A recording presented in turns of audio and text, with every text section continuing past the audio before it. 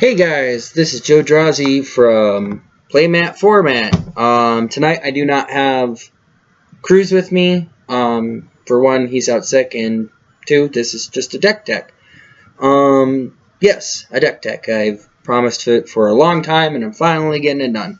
So, without further ado, I'm doing a deck tech on Jeleva Nephalia's Scourge. One of my favorite commanders. She'd be fun in a standard deck too, I guess, but she is perfect as a commander. I don't see why people would use her not being as a commander. But she is a 1/3 flying vampire wizard, and when she enters the battlefield, each player exiles the top X cards of his or her library, where X is the amount of mana spent to cast her. And then when she attacks, you may cast an instant or sorcery card exiled with it without paying its mana cost. So, really, really cool commander. I'm going to show you kind of my mechanics of how I run my Jeleva deck. So I have a couple different win conditions in this, but one of my favorite ones is that I don't even need to show you the rest of the cards that happens with it, is literally you blow her up, you cast her, you blow her up, you cast her, everybody exiles more cards, and then I have cards in here that mill more cards so that you can mail people out with her. One of my favorite mechanics with her. She's so great with that. The other thing is control. You literally use other people's instants and sorceries to do whatever the heck you want. And it's really fun, honestly. So let's move on. So the next card that I use is Rotten Reunion. I'm going to show you all the instances and sorceries, figuring that's the mechanic that goes with it. So I got a Rotten Reunion in here. Exile up to one target card from a graveyard. Create a 2/2 black creature token zombie with Decayed. For those that don't know what Decayed is, it can't block, and when it attacks, you sacrifice it at the end of combat. And it has flashback for 1 black and 1 colorless. You may cast this from the graveyard for its flashback cost, then exile it. So, a little bit of fun with that. When you use her ability, when she attacks and you cast things without paying its mana cost, it actually goes to the owner's graveyard, not the exile pile, I found out. Next card is a Epic Downfall. Exile target creature with converted mana cost 3 or greater. This is one of my favorite cards of all times. It's an uncommon, and it's not worth really anything, I don't think.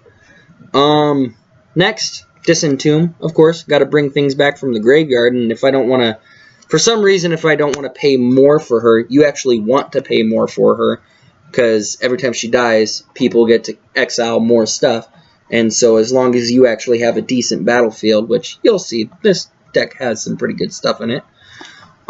Next, Aim for the Head. You can either exile target zombie, or target opponent exiles 2 cards from their hand. I usually shoot for the 2 from the hand.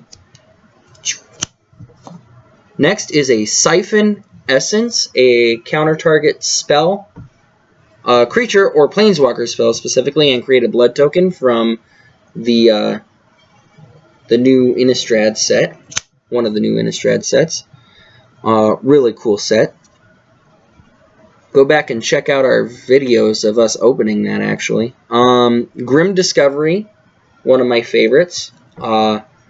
Anything that returns from graveyard is really, really, really cool to me. My favorite thing about that is actually it returns a target creature card or a land card to your hand. Next is a Forceful Denial. Yes. So cool. I love the Cascade ability. For 5. But it's real worth it. Real worth it, especially late game. A Parasite Grasp.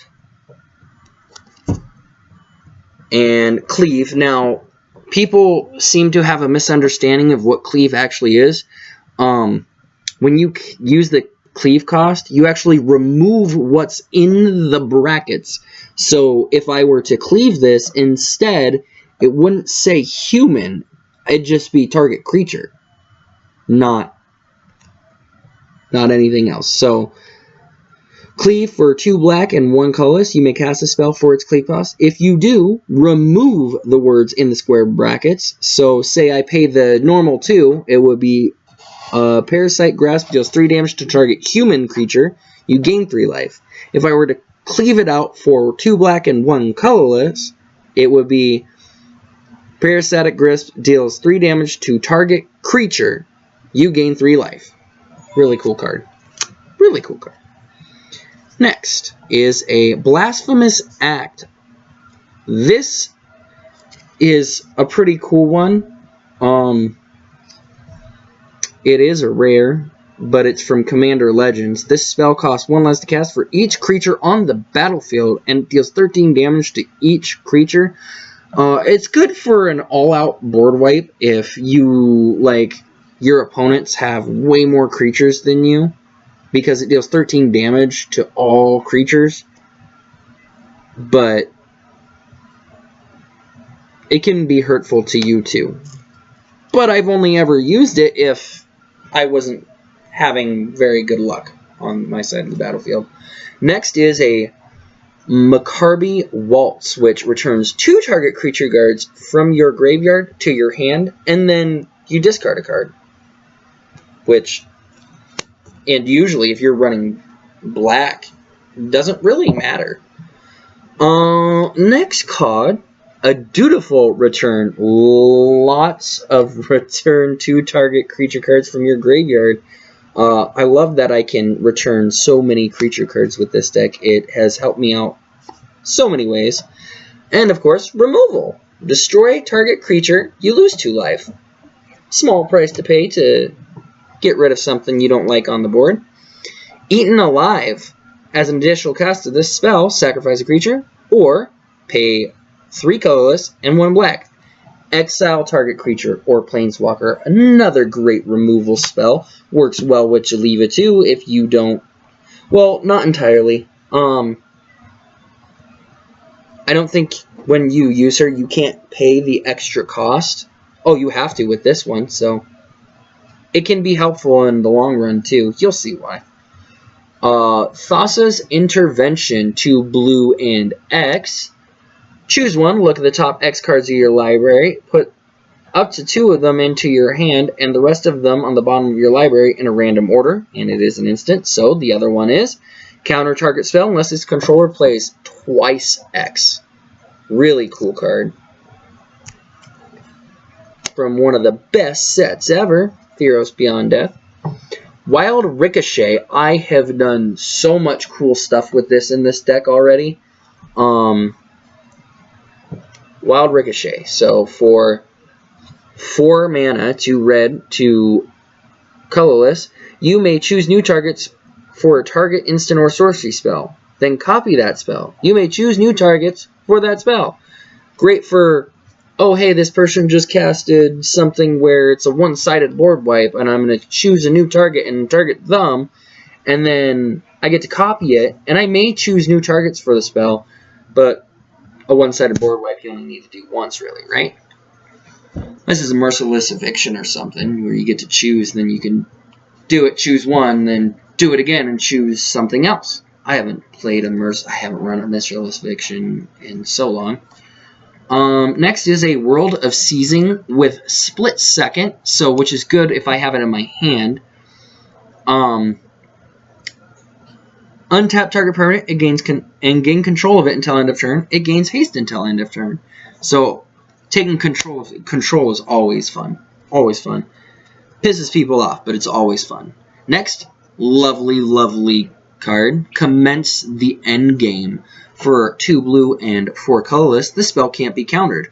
Draw 2 cards, then amass X, where X is the number of cards in your hand, which hopefully everyone knows what amass is, but if you don't, you get to put X/1/1 counters on an army you control.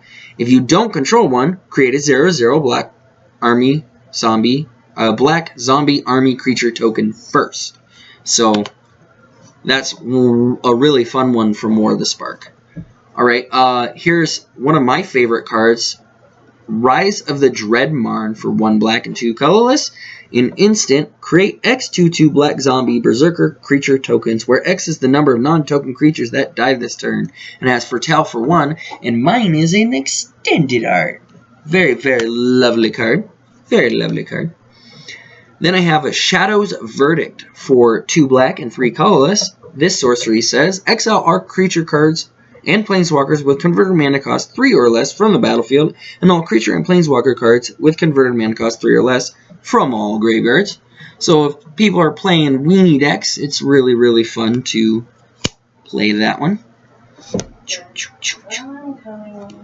Next is a Jaya's Immolating Inferno for 2 red and X. I may cast a legendary sorcery. So, for those that don't know, you may cast a legendary sorcery only if you control a legendary creature or planeswalker. Jaya's Immolating Inferno deals X damage to each of up to 3 targets. The thing that I always forget is I have to have a legendary on the field, but it's great for if you have Jeleva on the battlefield. If you hear music on the background, I own no rights to any music that we play. It is all owned to the artists or their company or both. So, just letting you know. Next is a Final Punishment. This has won me so many games, it's not even funny. This beautiful card from Scourge says, target player loses life equal to the damage already dealt to him or her this turn. So, you deal 20 damage to somebody, and then you cast this. Great card. Runs well with Jeleva because of her ability. Next is an Extract from Darkness for 1 black, 1 blue, and 3 colorless. Each player mills 2 cards. Then you put a creature card from a graveyard onto the battlefield under your control. Another control card. Love, love, love. Well, this one actually explains. To mill a card, a player puts the top card of their library into their graveyard. Who doesn't know what the word mill means anymore? That could be from a way long time ago, but no, that's actually a commander card. Next is a Shattered Assumptions for 2 black, 1 blue, 1 colorless. Choose 1. Target opponent reveals their hand and discards all colorless non-land cards, or target opponent reveals their hand and discards all multicolored cards. So I wish it said monocolored instead, but it's still a pretty fun card if somebody's running, who knows, a 5-color deck, and they actually run a whole bunch of multicolored things. I've known several people to do that in sliver decks or in dragon decks. Well, maybe not dragon decks. Red seems to be a common theme with dragons, unless you're going for all the 3-colored dragons or 2-colored dragons. So I can see that being really useful against a dragon deck. Next, a Coveted Prize. This is one of my favorites from Zendikar Rising. It is for 1 black, 4 colorless. This spell costs 1 last to cast for each creature in your party. Your party consists of each up to 1 cleric, rogue, warrior, and wizard, so it can only be 4 or less, making it 1. Search your library for a card. Put it into your hand, then shuffle your library. If you have a full party, you may cast that spell without paying its mana cost. You may cast a spell with converted mana cost 4 or less from your hand without paying its mana cost. Really, really cool card. I have it aiming down. You're fine. Next one is a Confirm Suspicions, another counter target spell, but for 2 blue, 3 colorless, you can counter target spell and investigate 3 times. For those that don't know, investigate means to put a colorless clue artifact token onto the battlefield with tap 2, sacrifice this artifact, draw a card. I love clues. Clues are really cool. Draw effect is always nice. I ran Niv-Mizzet sometimes too. Next is a Soul Savage for 1 black and 2 colorless. Return up to 2 target creature cards from your graveyard to your hand. Lots of return creature cards. Next is a Fel Stinger. That is all my instants and sorceries. I'm on to my creatures. Fel Stinger for 2 colorless and 1 black. Death Touch. With Exploit, when this creature enters the battlefield, you may sacrifice a creature. When it exploits a creature, target player draws 2 cards and loses 2 life. So, you can either choose yourself and lose 2 life, or choose somebody else for them to lose 2 life and, well, help them draw cards. But why would you want to do that? You have 40 life, and half the time you gain life anyways. It's a 3/2. Next is a Foreboding Statue. Foreboding Statue is an artifact creature construct that is a 1/2. You can tap it, add 1 mana of any color, and put an omen counter on it. At the beginning of your end step, if there are 3 or more omen counters on this, untap it, then transform it. The other side says, at the beginning of your pre-combat main phase, add 1 mana of any color. Gives you 1 free mana at the beginning of combat. Which isn't always helpful, but sometimes can be. Next, Merfolk Windrobber. For 1 blue, you get a 1/1 flyer that whenever it deals combat damage to a player, you get to mill a card, and you can sacrifice it to draw a card, and you can only activate this if an opponent has 8 or more cards in their graveyard. Which, as you can see, I do have a lot of mill effect in this, so usually I'd wait to play that late game. It's just a 1-drop, so don't mind holding it in my hand for a while. Next is one of my favorite cards of all times. It is one of the archetypes. Archetype of Finality. I think I have all 3 of the archetypes of this color scheme. Black, red, and blue. Creatures you control have Death Touch. Creatures your opponents control lose Death Touch and can't have or gain Death Touch. And it's a 2/3. Such a cool card. I love the archetypes. Next is Nimazet Draco Genius for 2 red, 2 blue, and 2 colorless. This beautiful 5/5 flying dragon. Whenever it deals damage to a player, you may draw a card. And you can tap a red and a blue and deal 1 damage to target creature or player. So, tap 2, deal damage to you, draw a card, and if you have the other one on the field, it's just or the other 3 other 3. It's super, super powerful combo. Next is a Respiratory Scabe. Yeah, I exited out of it. A Respiratory Scab. Creature zombie, 3/3. When it has exploit, so when this creature enters the battlefield, I may sacrifice a creature. When it exploits, return target instant sorcery card from the graveyard to your hand. And as you can see, I have plenty of instances sorceries that would be great to return to my hand. Next is a Drowned Yard. I can't even pronounce that. Amalgam. I totally butchered that. I butchered the word butcher. 4 colorless and 1 blue. When this enters the battlefield, target player mills 3 cards. And you can tap 1 blue and 2 colorless to make it unblockable until end of turn. And it is a 3/6. So, even if you... It's also a really good blocker, I found, of course. Next is Undead Butler. For 1 black and 1 colorless, when it enters the battlefield, you mill 3 cards. Small price to pay. When it dies, you may exile it. When you do, return target creature card from the graveyard to your hand. So, if you mill a good creature card, you can just return it to your hand anyways when this dies. Unless they exile it, of course. Next, one of my favorite. A Restless Bloodseeker. It is a creature vampire 1/3. At the beginning of your end step, if you gain life this turn, create a blood token. Then, you can sacrifice 2 blood tokens and transform this guy. And you can only activate that as a sorcery, but that's okay. That sounds like good tea. Then, you flip it around, and then it becomes a Blood-Soaked Reveler, a creature vampire. That is a 3/3. At the beginning of your end step, if you gain life this turn, create a blood token. Then you can tap 5, and each opponent loses 2 life, and you gain 2 life.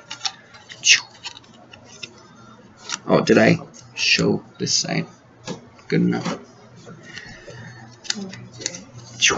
Sorry if I'm not showing cards. I'm going a little fast. I don't want to take too long. Next is, one of my favorites. Sire Conrad the Grim for 2 black and 3 colorless. This guy's won me games, man. When another creature dies, or a creature card is put into the graveyard from anywhere other than battlefield, or a creature card leaves your graveyard, this deals 1 damage to each opponent. And you can tap 2 and make each player mill a card.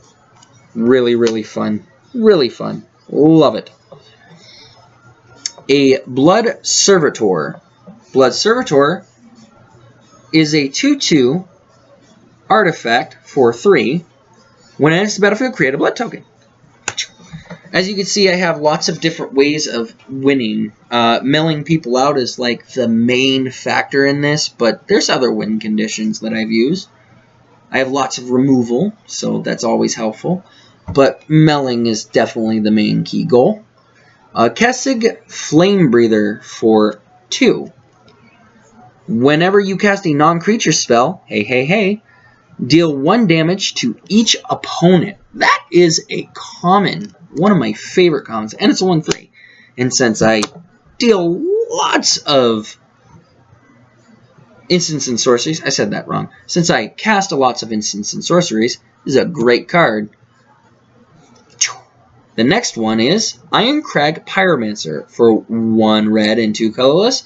This human wizard lets me, whenever I draw my second card each turn, this deals 3 damage to any target. It's a 0/4. I do some card draw. One of my all-time favorite rares. Flame Rusher Rider for 4 colorless and 1 red. When this attacks, put a token onto the battlefield, tapped and attacking, that's a copy of another target attacking creature. Exile that token at the end of combat. And this has dash. So literally, I can just put this on the battlefield and put other things on the battlefield with it, and then put it back in my hand, and then do it again, and do it again, and do it again. Just really fun shenanigans. Next, a Pyre Spawn for 6. 2 red and 4 colorless. It's a 6/4, and when it dies, it deals 3 damage to any target. So, if it dies, oh well, I'm still going to deal 3 damage somewhere. Next is a Courier Bat for 2 colorless and 1 black.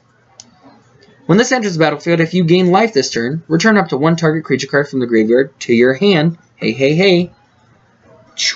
More grave return. It's a 2/2. 2/2.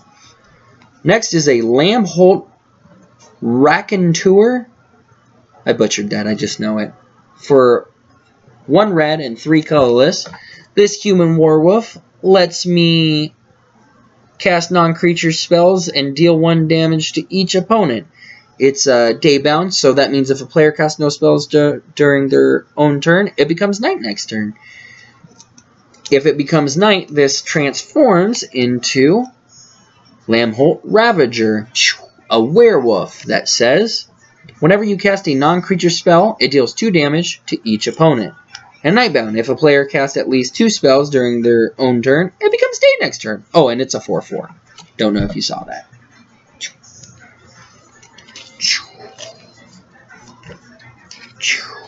Yes, you do hear Godzilla by Eminem and the late Juice WRLD in the background. I own no rights to it.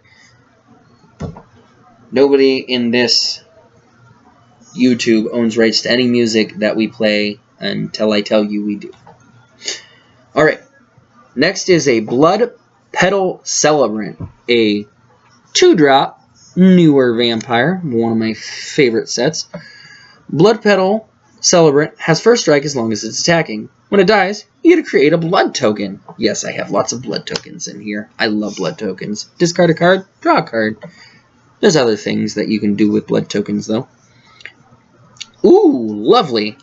1 black, 1 colorless, Vengeful Strangler.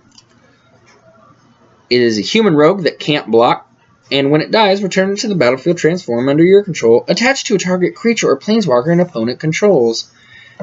It dies, and then you return it to the battlefield, and boom! At the beginning of your upkeep, Enchanted Permanent's controller sacrifices a non-land permanent and loses 1 life. Now, one misunderstanding with this that I had when playing with this deck was it says enchanted permanents control sacrifices a non-land permanent and loses 1 life. It doesn't mean that it has to be the one that it's attached to. So do remember that if you ever run this beautiful Vengeful Strangler. Very, very, very beautiful card that doesn't cost very much. Next is, oh, lovely, a Psychosis Crawler. Yes, most people know what a Psychosis Crawler does, but I'll go ahead and say it anyways. For 5 colorless, its power and toughness is equal to the number of cards in your hand, and whenever you draw a card, each opponent loses 1 life. So it has star for its power and toughness because, well, its power and toughness is whatever amount of cards is in your hand. Hopefully that's a lot.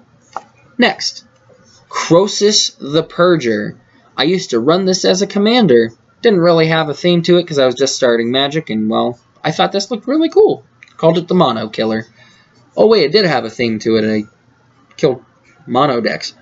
When this deals combat damage to a player, I may pay 2 colorless and 1 black. If I do, choose a color, and that player reveals his or her hand and discards all cards of that color. And it's a 6/6, so it's also a 6/6 flying dragon. Had it in my dragon deck. You'll eventually see it. Next is Archetype of Aggression. Told you I had a couple in here. 2 red, 1 colorless, enchantment creature, human warrior. Creatures you control have trample. Creatures your opponents control cannot have or gain trample, and it's a 3/2. Beautiful card. Beautiful card. Next is one of my favorite commons. I can't believe this is a common. From Kaldheim for 3 colorless and 1 black. This enchantment says, at the beginning of your end step, each opponent loses 1 life, and you gain 1 life.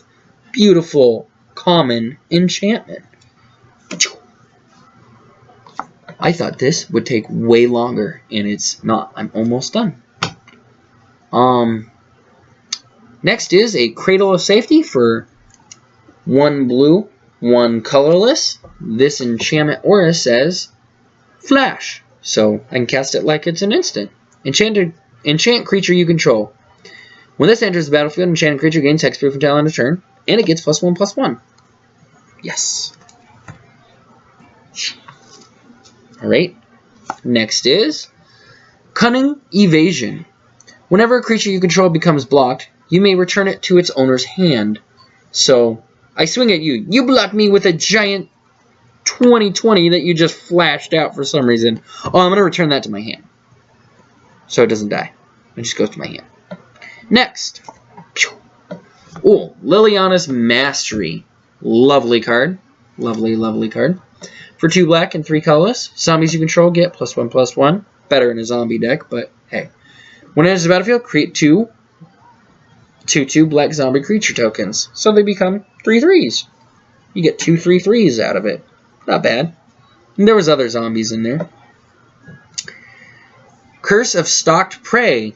A curse. For 1 red and 1 colorless, enchant player. Whenever a creature deals combat damage to an enchanted player, put a 1/1 counter on that creature. So, if you're...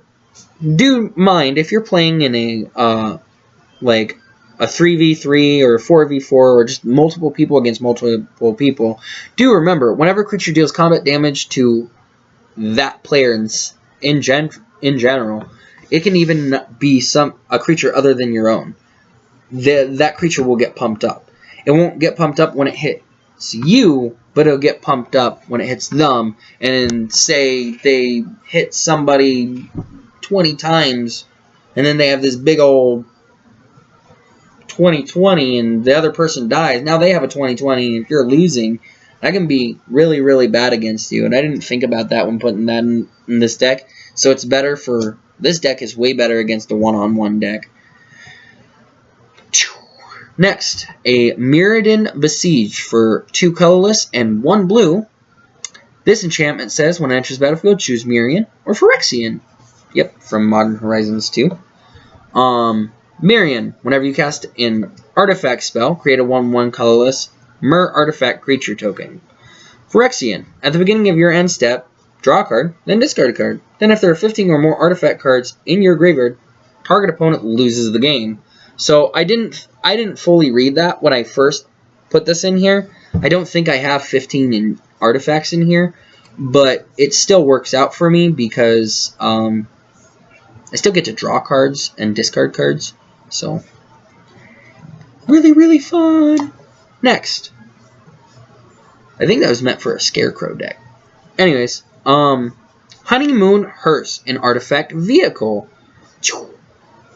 So it's kind of a creature, but not really. So this artifact vehicle has trample, and to crew it, you tap 2 untapped creatures you control, and this becomes an artifact creature until end of turn. That's a 5/5. So takes a little bit to get there, but it gets there. Next, a beautiful 2021 promo, Investigator's Journal. Yes, guys, it's very beautiful. Not worth much. 2 colorless, and when it enters the battlefield, it enters the battlefield with a number of suspect counters on it equal to the greatest number of creatures a player controls. So great for if somebody's playing a token deck against you. You can tap 2 colorless mana and tap this and remove a suspect counter from it to draw a card. Or you can tap 2 and sacrifice the whole thing to draw a card. So it was a draw mechanic, and it's okay. It's not perfect for the deck, but the deck works fine, trust me. Next is a Ceremonial Knife. For 1, this artifact equipment says, equipped creature gets +1/+0 and has whenever this creature deals combat damage, create a blood token. And you can equip it for 2, and everybody knows what blood token does now. So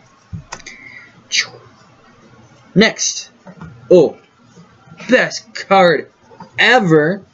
What is a deck without having so many? Give me a second here. I want to make sure I'm not... Oh, no. Definitely not cheating. Alright. Next is Folio of Fancies. Beautiful foily Folio of Fancies from Throne of Eldraine. Players have no maximum hand size, so yeah, nobody has a maximum hand size, but it still works out good. XX, tap. Each player draws X cards. You can tap 2 and 1 blue and tap it, and each opponent puts the number of cards equal to the number of cards from their hand, number of cards in their hand from the top of their library into their graveyard. Sorry, lots of text in this. Great milling card, which is kind of the idea of this whole deck. Next is a Lantern of the Lost. I have lots of this set in here. Lots of it. When this enters the battlefield, exile target card from a graveyard. Tap 1, tap. Exile Lantern of the Lost. Exile all cards from all graveyards, then draw a card. Lovely. Lovely, lovely, lovely. Next, a Bone Horde. One of my favorite equipments. Favorite. For 4 colorless, it is a living weapon. When this equipment enters the battlefield, you get to create a 0/0 black germ creature token, then attach this to it. Equipped creature gets +X/+X, where X is the number of creature cards in all graveyards, and it has equip of 2. So, definitely a theme with this deck. Graveplate. Anyways, next is, everybody loves this card and hates it all at the same time, but it's not perfect. For 4 colorless, a Grafted Exoskeleton. Equipped creature gets +2/+2 and has Infect. Everybody knows what Infect does, but I'm going to read it anyways because I love it. It deals damage to creatures in the form of -1/-1 counters, and to players in the form of poison counters. And everybody knows when you have 10 poison counters, you're dead. No matter how much life you have. Okay, when Grafted Exoskeleton becomes unattached from a permanent, you sacrifice that permanent. So, make sure you know what you want to put this on, because the permanent dies afterwards, but I found it very, very fun to equip my Jeleva to it, then equip it to something else that I want to die, and then equip my Jeleva to it, and then back and forth after I cast my Jeleva over and over again, because I want to cast her a million fucking times. Next is... Oh, we've gone to the Planeswalkers. That's all I have left is Planeswalkers. So, for 2 black or 2 red... Yeah, my elbow just hit the table. For 2 black or 2 red, and 2 colors for a total of 4, Angrath. Angrath, Captain of Chaos. This legendary Planeswalker says, creatures you control have menace. Then you can -2 them and amass 2. For those that don't know, amass 2, you put 2 +1/+1 counters on an army that you control. If you don't control one, create a 0/0 black zombie army creature token first. And it starts off with a loyalty of 5. Beautiful, beautiful card. Next is one of my all-time favorites, and thank you so much to my brother-in-law for getting this for me. A beautiful Jace Belrin. I believe that's from the Vault or something like that. It's some special set. This has always been one of my favorite cards. In this set, or whatever this was made after all Planeswalkers became legendary. So, Jace Belrin was not originally a legendary Planeswalker, but all Planeswalkers are legendary now, apparently. Excuse me. Whew. Starts out with a loyalty of 3, and its first ability is +2. Each player draws a card. Next is -1. Target player draws a card. The last ability is -10. And target players puts the top 20 cards of their library into their graveyard. I've barely ever popped this guy off, but he's one of my favorite cards in the entire world. I can't wait till I can have like 20 of these. Probably never of this version, but beautiful card. Beautiful, beautiful card. Last but not least is Jace Memory Adept. For 2 colorless... or for 2 blue and 3 colorless is Jace Memory Adept, Planeswalker, legendary Planeswalker, Jace. +1, draw a card. Target player puts the top card of his or her library into his or her graveyard. 0, target player puts the top 10 cards of his or her library into his or her graveyard. Oh, he starts off with a loyalty of 4, by the way. Forgot to say that. Then, -7. Any number of target players each draws 20 cards. It's a lot of cards to draw. A lot of cards. Now, before I end this video, I do want to suggest... Give me a second. I got a couple land suggestions.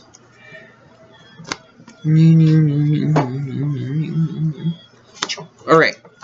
So I'm gonna eventually fix this up to where I have a couple different land types. I definitely do suggest that you get a lot of you play it, you get a black and a blue, or you play it, it comes in tapped, you return a land to your hand, and you get a black and a blue, or you get a blue and a black, or a blue and a red. You know, those kind of cards.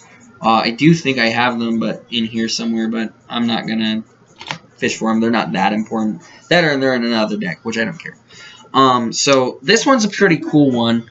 This was actually from a mystery booster. It's foily, so it's not all that cool. But tap, add 1 mana to your mana pool. Tap, put a charge counter on this. Tap, remove a charge counter from this. Add 1 mana of any color to your mana pool.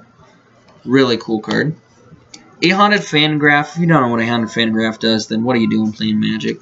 Tap 1 colorless mana. Tap 3. Correction. Tap for 1 colorless mana. Tap 3. Tap this. Sacrifice it. Return a creature card at random from your graveyard to your hand. Low on creatures. Good to get rid of. Rocky Tar Pit. I do suggest other cards, but this one's okay. Enters battlefield tap. You can tap and sacrifice and search your library for a swamp or a mountain card. Put it onto the battlefield. Then shuffle your library. The card doesn't come on tapped. You can't really do it unless you wait a turn or have one of those fancy cards that says, hey, lands or permanents you control enter the battlefield untapped. I say way too much. There. Okay. Very, very fun card.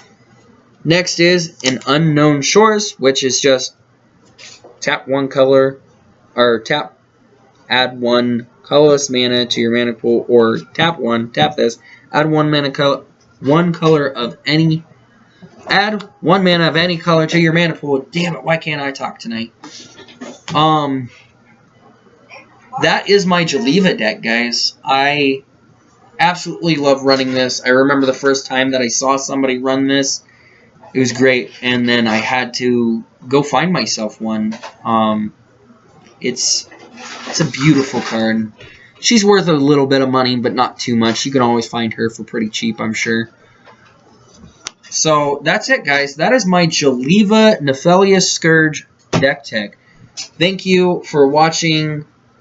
I hope to get some more deck techs out to you guys soon. I definitely need to mana shuffle this now. So the next time you guys have a chance to go back and watch more of our videos, guys, it's worth it. Trust me. They're fun. There's funny moments. There's crazy moments. There's some moments where there's babies crying and you can't hear a freaking word that we're saying, but the views would help us quite a bit. And the more you watch, the more popular we get. And tell your friends about us. We'll get more, way more deck techs out. Tell me what commander would you guys like to see me build and do a deck tech on. Thank you. This is Joe Drosky from Playmat Format. Have yourselves a wonderful night and stay nerdy.